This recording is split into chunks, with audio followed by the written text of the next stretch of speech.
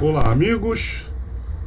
Inicialmente, se você é novo aqui no canal, eu gostaria de agradecer a sua visita e convidá-lo a se inscrever para ficar informado sobre essas poucas notícias que ando divulgando ultimamente em função desses tempos estranhos que vivemos, como dizia o ministro Marco Aurélio.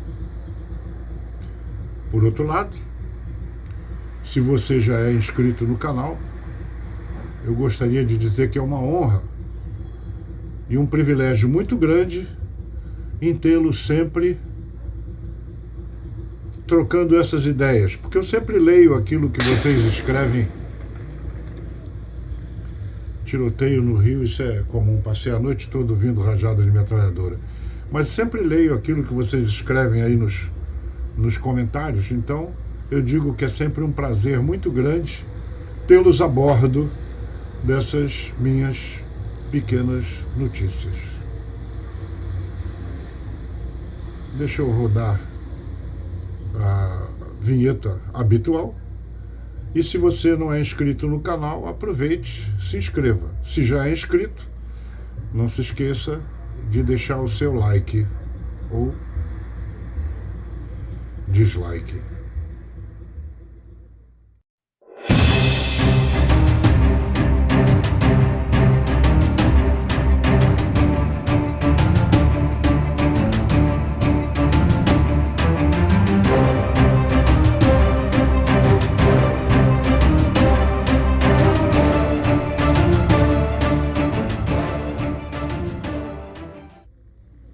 Muito bem. Dito isso, vamos ao que interessa. Nesses dias, vi uma notícia no jornal de que o general Tomás, aquele que o Paulo Figueiredo, do antigo Pingo nos Is, agora ele exilado nos Estados Unidos, tem um programa lá no Rumble e na Locals que não são atingidos pela fúria do STF e do TSE, né? Porque o Alexandre de Moraes é TSE. Bom, é TSE, STF, não interessa. Mas, como dizia o Paulo Figueiredo, general Melancia, hoje comandante do Exército, proibiu que se fizesse menção, ordem do dia, como são feitos nos últimos anos, né, sobre o 31 de março. Direito dele, manda quem pode, obedece quem tem juízo. A tropa toda super disciplinada e hierarquizada, o Exército é baseado na hierarquia e na disciplina, vai cumprir. Eu não.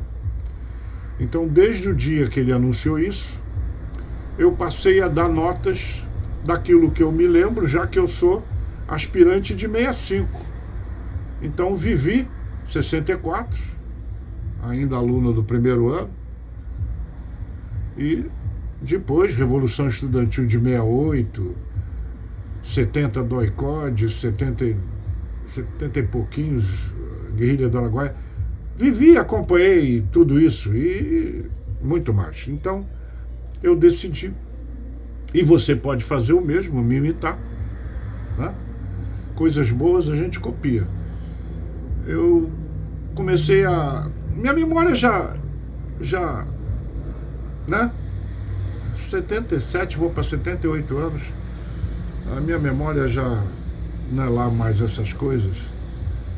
Então, eu passei a dar notinhas. Todo dia dou nas minhas redes sociais, no Instagram, no Twitter e, logicamente, nos meus grupos de WhatsApp.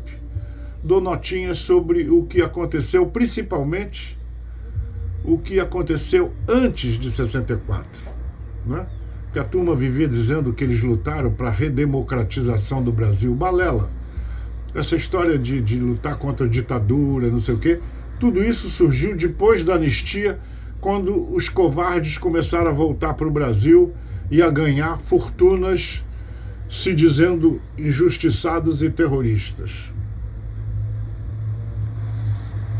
Eu vou mostrar que a tomada do poder, ou a tentativa de tomada do poder, existe desde sempre, anos 30, intentona comunista de 35. Então, né, sempre tivemos revoltas e sempre a mesma história, tentativa violenta de tomada do poder que o exército do passado sempre impediu e que o exército de hoje, vocês viram que deixou correr frouxo. Já não fazem generais como antigamente. Mais uma vez, se você é brasileiro, se você é patriota, se você gosta das cores da nossa bandeira, convido você a fazer o mesmo que eu. Pegue livros, pesquise. Existem muitos livros. Eu leio livro de direita, leio livro de esquerda. Lembra que eu já falei em vídeo anterior que aquele livro do Jacó Gorender, Combate nas Trevas, já foi meu livro de cabeceira. Então ele é um dos mais inteligentes, intelectuais e fanáticos comunistas que tivemos. Mas ele conta tudo no livro dele. Então, nem sempre o pessoal esconde com narrativas fantasiosas e românticas. Muitas vezes eles falam com todas as letras. É só você procurar e ler. O Google está aí, você pode pesquisar nos jornais, porque os jornais ou não têm memória, ou é uma coisa muito estranha, porque eles diziam uma coisa naquela época e hoje falam coisas completamente diferentes, né? Ninguém sã ou sadio muda de opinião assim tão radicalmente quanto a nossa imprensa. Mas pesquisa. Meu livro hoje, que eu vou ler porque ajuda, porque já está todo... Eu conheço ele de cabo a rabo e ajuda para pegar as notinhas que eu quero. E ele cita sempre a fonte, e muitas vezes a fonte é o Orville, que é livro ao contrário, feito pelo exército, por militares durante o governo militar, mas que o governo militar proibiu a publicação do Orville. Já mostrei isso aqui. Proibiu porque não queria provocar. Quer dizer, pelo amor de Deus, isso é questão de covardia, você gosta de não querer provocar, mas tudo bem. Orville é um livro dessa grossura. A Verdade Sufocada do Coronel Ustra é um outro livro que tem uma série de informações muito importantes com nome e sobrenome de quem fez e que normalmente, depois da anistia, assumiram cargos importantes nessa República de Banana. Outra coleção que eu acho importantíssima, se você quer saber o que aconteceu durante o regime militar, é de um comunista, de uma esquerda. Mas é uma coleção muito elogiada, que é a do Hélio Gaspari. Hélio com E, não é com H não. Hélio Gaspari. É uma coleção de 5 livros, né? A ditadura envergonhada, a ditadura escancarada, a ditadura isso, são 5 livros. E eles contam todos os presidentes do Castelo Branco ao Figueiredo, que, segundo Geisel, foi uma decepção. Não era aquilo que se esperava. Mas tudo bem, isso aí é outra história. Como eu disse, você pode pesquisar, se não acredita nas minhas palavras, e fazer o mesmo que eu.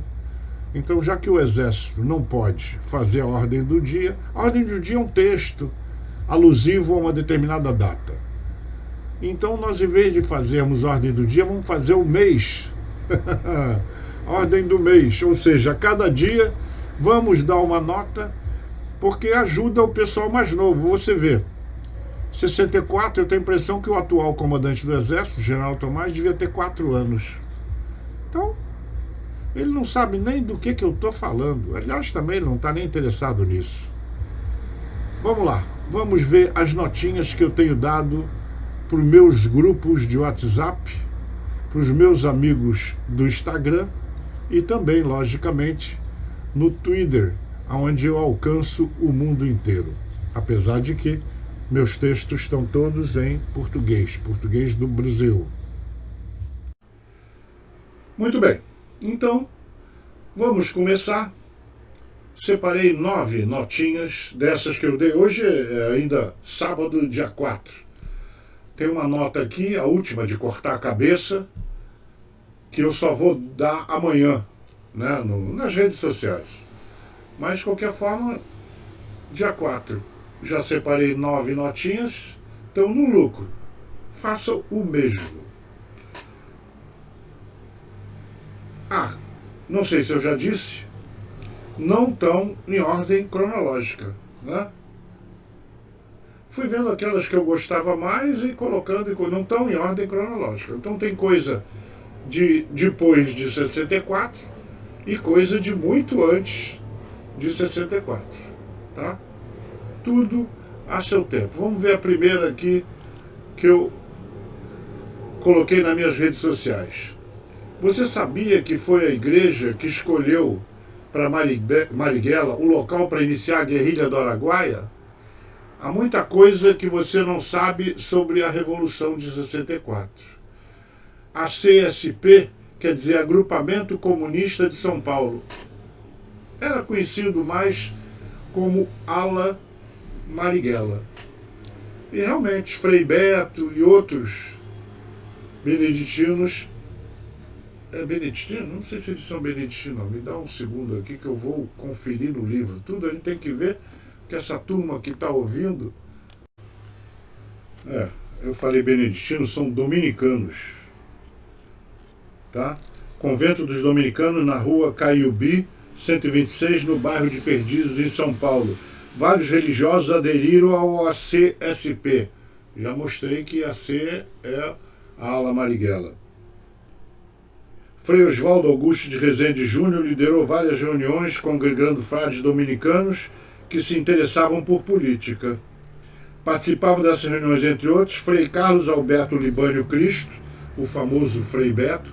Todo terrorista, vamos chamar de terrorista, chamar de comunista, como tem China, União Soviética, e tem tanto lado que vamos chamar de terrorista, porque quem mata os outros sem motivo e solta bomba, para mim é terrorista. Diferentemente do que diz o governo aqui, que diz que terrorista é quem usa a bandeira verde e amarela. Mas o Frei Beto era um terrorista muito conhecido. Ele escondia bandido, ele dava dinheiro, ele escondia as armas. Então, Frei Beto. Como eu dizia, todo terrorista tem codinome, eles nunca usam o nome próprio, eles são conhecidos. Então, Frei Fernando de Brito, Frei Tito de Alencar Ramos, Frei Luiz Felipe Raton, Frei Francisco Pereira Araújo, que era o Frei Chico, Ives do Amaral Lebopan, que era o Frei Ivo. Na ocasião, Frei Oswaldo teceu comentários elogiosos ao ACSP, chefiado por Marighella. Logo depois apresentou Frei Beto a Marighella e conseguiu a adesão de vários dominicanos da C, etc, etc, etc. Então, por incrível que pareça, todo mundo sabe que foi a guerrilha do Araguaia. Se não sabe, deixa nos comentários que um dia eu explico. Né? Tinha o famoso Oswaldão, que era um negão, acho que de 2 metros. Entendia muito de armas, porque ele era tenente da reserva, formado pelo CPUR do Rio de Janeiro. E era pugilista, lutava boxe, acho que no Botafogo, se eu não me engano. Se se interessar sobre guerrilha do Araguaia, fala que aí não são esses livros que eu anunciei, são uma outra coleção de livros, alguns presenteados pelos próprios participantes do Exército naquele conflito. Tá? Então, eu só comecei com isso porque, né, todo mundo, a igreja. Na igreja tem terrorista, comunista. Não tem militar gay. Um dia desse aí eu fiz um vídeo sobre um capitão que foi governador do estado de Rondônia e que naquele tempo chamavam pederastia, não sei o quê. Hoje é LGBTQI, eu não sei, LGBTQIA+. Eu não faço a mínima ideia do que seja. Eu só repito igual papagaio aquilo que eu ouço por aí. Dessa vez eu não falei ovo não, tava todo mundo esperando, falei osso mesmo. Vamos ver qual é a próxima, senão esse vídeo vai ficar muito longo. Foi bom que eu só separei 9 notinhas. Como eu disse, deixa nos comentários. Se os comentários forem favoráveis, eu continuo. Se acharem o assunto chato, né, aí eu faço o que o comandante do exército mandou fazer. Você que sabe. Vamos ver, a segunda notinha que eu dei foi: a luta armada no Brasil em 64 foi travada por terroristas da... Agora presta atenção para ver quantas células comunistas ou quantos grupos diferentes terroristas existiam. Olha a confusão de gente querendo detonar o Brasil. Esses são os que eu me lembro, provavelmente tinha mais. Se você conhece alguma que não está relacionada aí, use os comentários, fique à vontade, vamos fazer isso aí em várias mãos. Eu digo o que eu me lembro, vocês dizem o que vocês sabem. Então, a CSP, né, que era a ala Marighella, VPR, Vanguarda Popular Revolucionária, VAR Palmares, MR8, que era o Movimento 8 de Outubro, ALN, Aliança, esqueci o que é a ALN. N Nacional, a Aliança, depois eu vejo. POLOP, né? Que era o Movimento Operário. MNR, RAM, MAR, Colina, FTA, DI/GB, que era uma divisão do Partido Comunista, né? Era uma dissensão deles, então não chamavam de DI/GB, porque naquele tempo tinha o estado da Guanabara, hoje já juntou de novo com o Rio de Janeiro. Rede não tem nada a ver com a rede que existe hoje na política, essa era uma outra rede. MRT, FALN, CN. Será que eu esqueci alguém?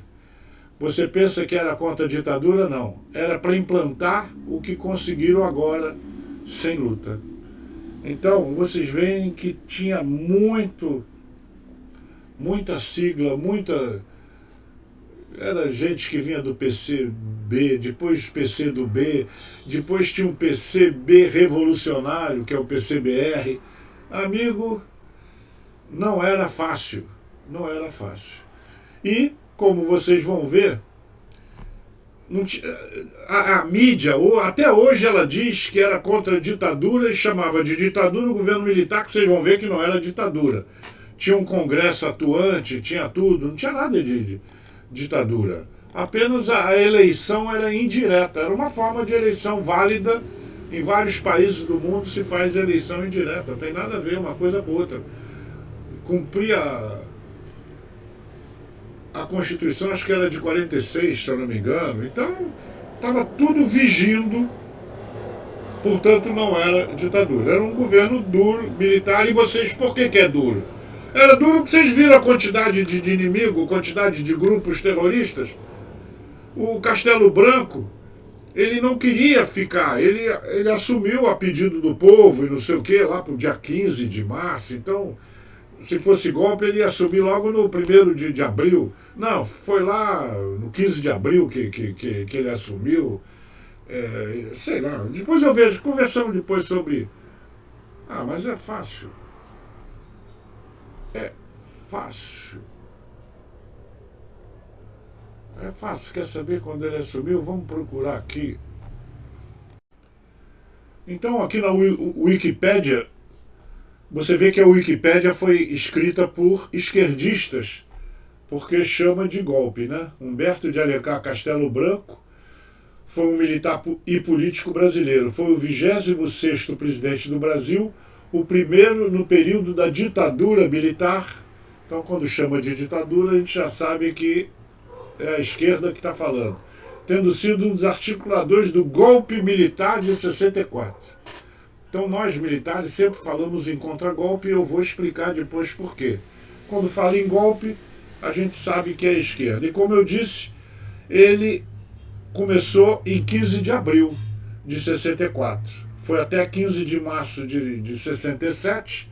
E se eu não me engano, em junho ou julho, aqui tem o dia que 18 de julho de 67 ele morreu num desastre aéreo. Estava num bandeirante e não sei se foi acidente ou crime, mas muito probo, muito íntegro e teve vida curta. Então vamos deixar o castelo descansar e vamos para a terceira notinha que eu dei. 4 de julho de 68. Aí nós já estamos em plena, o que chamou Revolução Estudantil, porque não era só no Brasil. Começou na França e era no mundo inteiro. Os estudantes sempre foi jovem, vibrante, então era fácil cooptar e muito fácil de você convencer ele a fazer qualquer coisa, né? Era muito entusiasmado. Então, 4 de julho de 68. No centro do Rio de Janeiro, nova manifestação, a passeata dos 50 mil, foi o ponto fulminante da radicalização ideológica dos estudantes.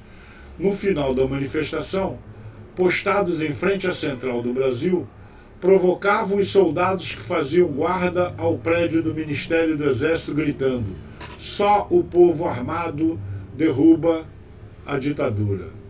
Então, você ainda pensa que era contra a ditadura? Então você vê a provocação dos estudantes contra o pobre dos soldados, jovens de 18 anos que iam fazer o serviço militar obrigatório. A outra notinha que eu dei foi no dia 22 de junho de 68 ainda. 68 foi um ano brabo. Muita coisa começou, muito ataque terrorista, muita explosão, muito assalto, muita morte. Foi um ano difícil. No dia 22 de junho de 1968, a VPR, Vanguarda Popular Revolucionária, atacou o Hospital Militar do Cambuci e roubou 9 fuzis FAL. O general Manuel Rodrigues Carvalho Lisboa, comandante do 2º Exército, vociferou: atacaram o hospital, que venham atacar o meu quartel. Porra, pelo amor de Deus.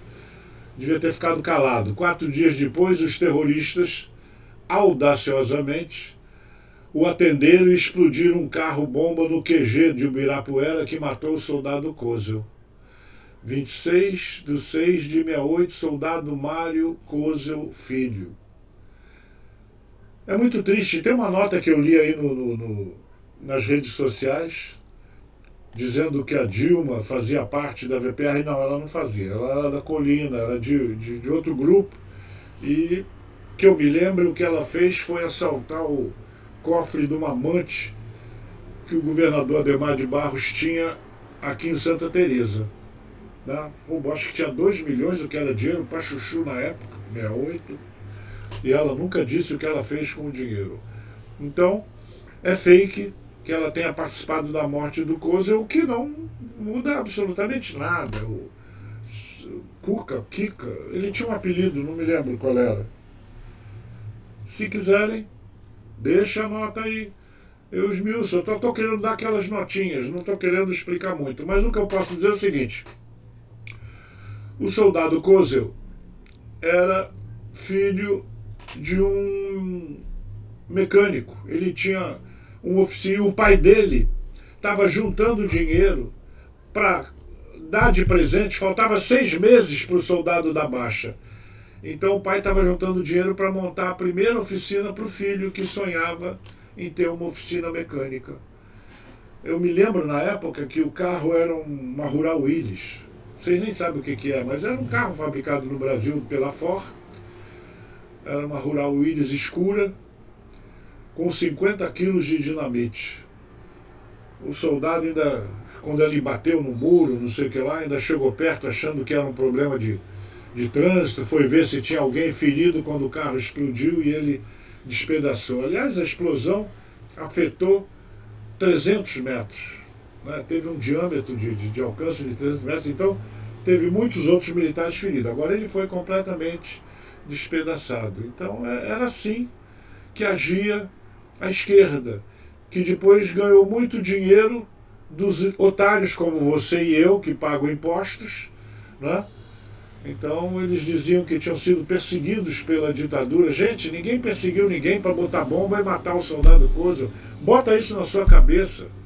Era o sonho daqueles jovens de criar aqui uma ditadura do proletariado, como eles chamavam. Eles ficavam copiando o Che Guevara, copiando Cuba. Não se esqueça, Cuba não é a bosta que é hoje.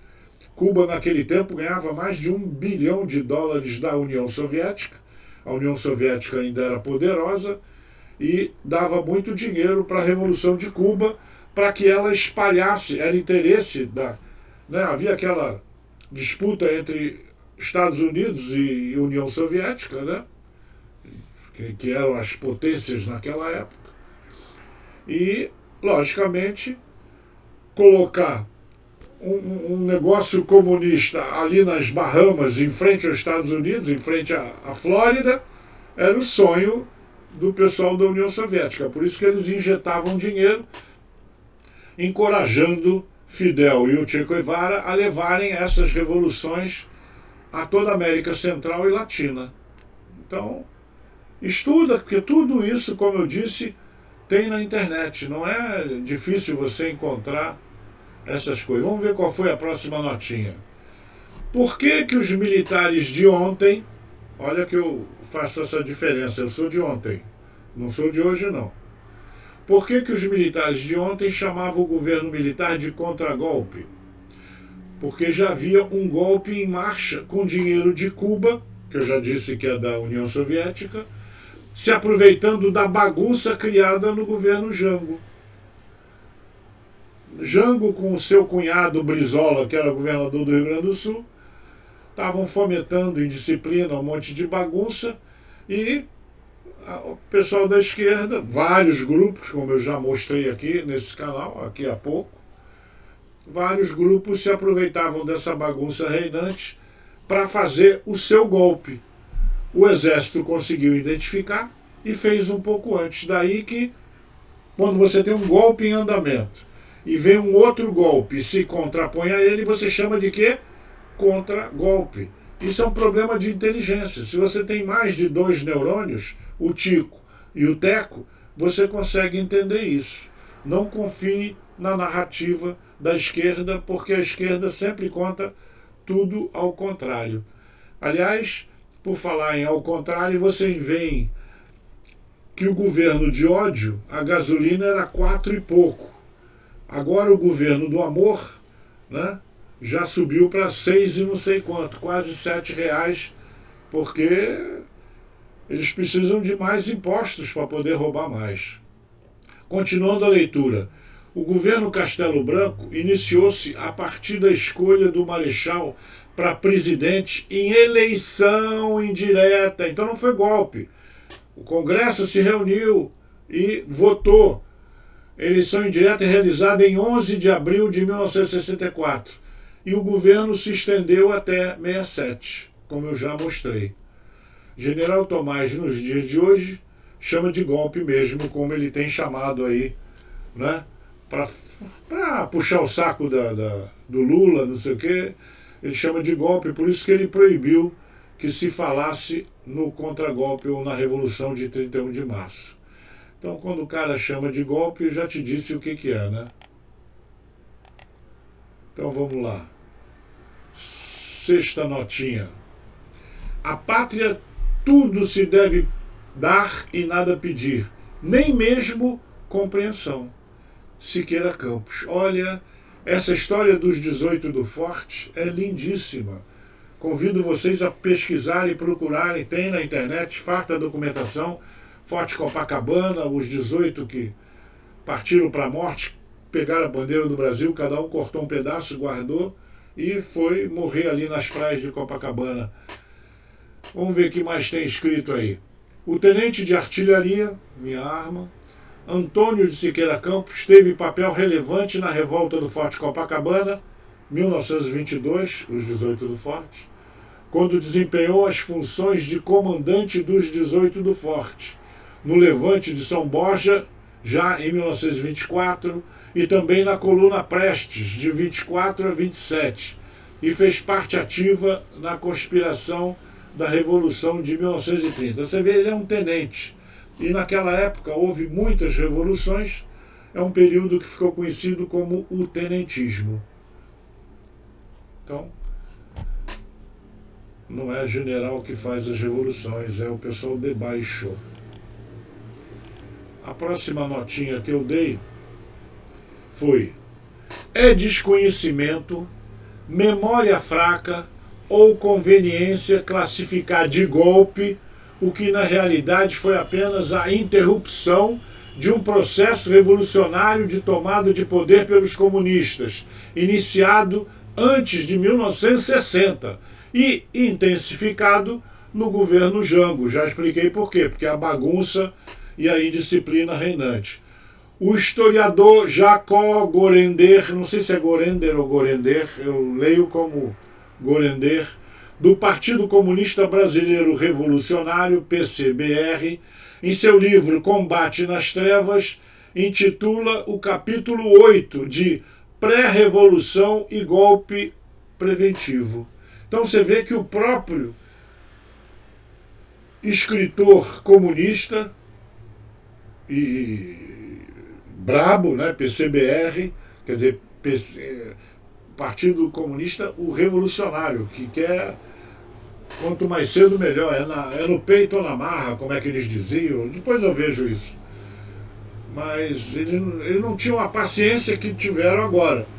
Agora, durante toda o governo civil, eles foram tomando as escolas, formando militantes, aumentando a militância, dando emprego em todos os níveis, primeiro, segundo e terceiro nível da administração pública, então enchendo de petista, que é comunista, esses anos todos, e agora tomaram o STF, né? A maioria dos membros do STF foram nomeadas, eles não são juízes de carreira, só um lá é juiz de carreira, que é o Fux, o resto tudo era amigo do rei. Então eles tomaram tudo, orquestraram. O exército de hoje não é o exército de ontem, não tem inteligência, não tem nada, não, sabe? Não sentiu porque eles vão comendo devagarzinho, comendo pela beirada. Até que deram o golpe dia 8 de janeiro, né? Temos lá um campo de concentração com quase... Prenderam militantes, agora tem 900 e pouco, soltaram algumas mulheres e crianças, não sei o quê, mas é uma vergonha. Estão presos sem seguir o que diz, né? A justiça tem lá nas suas normas como é que se prende, como é que se faz as coisas, etc. E aquilo lá foi feito no peito e na raça, não tem nada escrito em lugar nenhum, mas é assim que a banda toca. Só quem fica nas quatro linhas é o exército de hoje. Não, exército não. Os generais, que são quem comanda. Eles ficam com essa história de quatro linhas, não sei o quê, Constituição, não sei o que lá. O resto está se lixando para isso. Não tem linha nenhuma e muito menos Constituição. Aliás, alguém falou que esse pessoal que fica falando muito em seguir a Constituição, não, tem que seguir o povo. Já dizia Abraham Lincoln que democracia é o governo do povo, para o povo e pelo povo. Então, acima da Constituição está o povo. E o povo ficou nos quartéis do Brasil inteiro, inclusive até em tiro de guerra, comandado por subtenentes, tinha povo acampado e os generais não entenderam nada. Não entenderam, devem estar procurando as tais quatro linhas.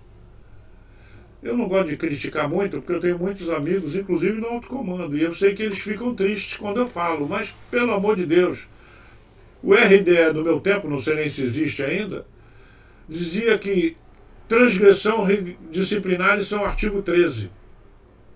E o número 1 do artigo 13 era faltar a verdade. Então eu me habituei, desde cedo, a falar a verdade. Aí, às vezes, dói em alguns ouvidos. Estamos acabando. A penúltima das notinhas que eu dei esse mês, estamos ainda no dia 4. Amanhã eu vou dar a última nota, que é a seguinte, essa aí é a penúltima. Nos primeiros meses de 64, esboçou-se uma situação de pré-revolucionária, uma situação pré-revolucionária. E o golpe direitista se definiu pelo caráter contra-revolucionário preventivo.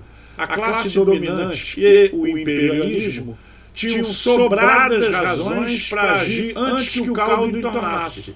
Quem é que disse isso? Quem é que escreveu isso? Está no livro, leia. Gorender, Jacó Gorender, Combate nas Trevas, quinta edição, 1998. Tá? Então, o próprio comunista, intelectual, escritor, importante, Jacó Gorender, ou Gorender, já disse que eu não sei como é que se pronunciava o nome dele, é ele mesmo que disse que não tinha jeito. O troço já estava andando, o golpe já estava... A situação já era pré-revolucionária, já tinha bomba explodindo, já tinha um diabo acontecendo, e o governo não. Os militares, começando pelo general lá, comandante da 4ª região de Minas Gerais, tiveram que se movimentar para impedir que o caldo entornasse, nas palavras do Jacó Gorender. E agora a última, que eu vou dar só amanhã. Vocês que estão assistindo esse vídeo vão ver pela primeira vez. Essa notinha eu só vou distribuir nos meus amigos do WhatsApp, no meu Instagram e no Twitter tomorrow morning. Olha que pérola que eu catei justamente para terminar esse vídeo de hoje. Em 29 de março de 2004, o jornal O Globo Lixo, vocês conhecem, publicou uma reportagem na qual copio um trecho. A reportagem é grande. Copiei esse trecho. Falava-se em cortar cabeças. E essas palavras não eram metáforas. Eles queriam cortar cabeça. Eles sonhavam um tal de paredão que, em Cuba, matou 17 mil cubanos. Coisas do Che Guevara, que todo mundo ainda... Tem camiseta do Che Guevara com aquela boina com a estrela vermelha, coisa ridícula. Nego não sabe quem foi Che Guevara, assassino, cruel. Graças a Deus mataram ele lá na Colômbia. Mas, se vocês lerem os livros que eu estou lendo, vão ver que o capitão colombiano que matou o Che Guevara foi assassinado depois aqui no Rio de Janeiro. Ele fazia um curso e o tribunal revolucionário descobriu, condenou ele à morte. Se tiver interesse, apesar de que o YouTube não gosta que fale de morte, dessas coisas, não sei o quê, mas talvez até esse vídeo seja caçado pelo YouTube, né? Mas quem falava essas coisas de cortar cabeças era Aidano André Mota, ou então quem fez a reportagem no Globo, tem que voltar a ler para ver, Aidano André Mota, Chico Otávio e Cláudio Alamego. Tá? Então, como eu disse, se você gostou do assunto e quer continuar sabendo, me avisa aí nos comentários que eu continuo. Eu fiz um vídeo antes falando sobre 64 e realmente muitos pediram para continuar, mas gente, o vídeo teve 200 e poucas visualizações. Não é interesse de ninguém, então realmente eu não vou aqui me arriscar, queimar, perder o canal, desmonetizar, todas aquelas coisas que aconteceram com Paulo Figueiredo, Coronel Gerson, com tanto Constantino, tanta gente foi banida, expulsa do Brasil por esse governo que está aí, eu não vou provocar se vocês não têm. Você vê, meu canal começou a crescer rápido até 90, até 89. Empacou em 89.400, não chega nem em 89.500. Eu pensei que eu fosse chegar a 100 mil para ganhar uma plaquinha do YouTube. Não. Então, a história é o grupo que me acompanha e que pede para fazer as coisas são 200 e poucos só. E aí, no universo de 90 mil, quase 100 mil, eu não posso, me perdoem, mas quem tem medo. Um abraço. Vou ler o que vocês vão escrever, prometo.